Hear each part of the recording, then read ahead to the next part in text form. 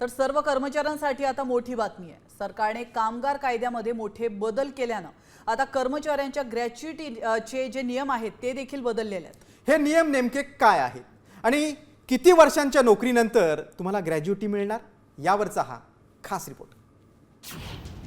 वर्षभर नोकरीनंतरही ग्रॅच्युइटी मिळणार?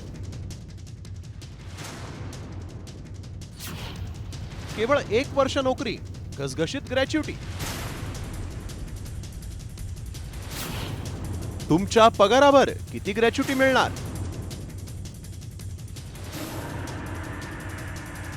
नोकरी बदलताना अनेक कर्मचाऱ्यांचा सर्वात मोठा प्रश्न असतो, ग्रॅच्युइटी मिळणार की नाही। आतापर्यंत कोणत्याही कंपनीत ग्रॅच्युइटी मिळवण्यासाठी सलग 5 वर्ष काम करणं बंधनकारक होतं। मात्र सरकारनं कामगार कायद्यात ऐतिहासिक बदल केले असून सामाजिक सुरक्षा संहिता 2020 अंतर्गत आता केवळ 1 वर्षानंतरही कर्मचाऱ्यांना ग्रॅच्युइटीचा लाभ घेता येणार आहे। त्यामुळे या नव्या नियमांचा कोणाला फायदा होणार आहे पाहूया। ग्रॅच्युइटीचा हा नियम फिक्स टर्म कर्मचाऱ्यांसाठी लागू होणार। कंत्राटी कर्मचाऱ्यांसह विशिष्ट प्रकल्पावर काम करणाऱ्यांना नियमाचा फायदा। 6 महिने किंवा त्याहून अधिक काळाची सेवा पूर्ण वर्ष मानलं जाणार। ग्रॅच्युइटीची रक्कम ही तुमचा शेवटचा मूळ पगार आणि सेवेची वर्ष यावर अवलंबून असते।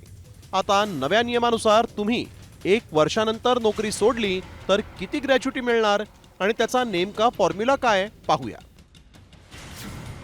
शेवटचा मूळ पगार गुणिले 15 गुणिले सेवेची वर्ष भागिले 26।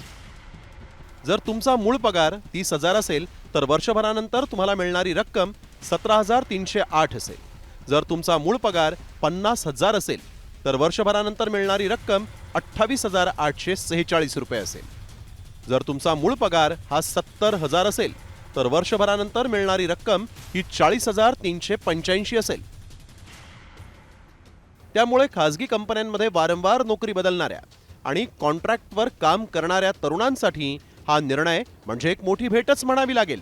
त्यामुळे करमुक्त ग्रॅच्युइटी मिळवणं वर्षभराच्या सेवेनंतरही सोपं होणार आहे।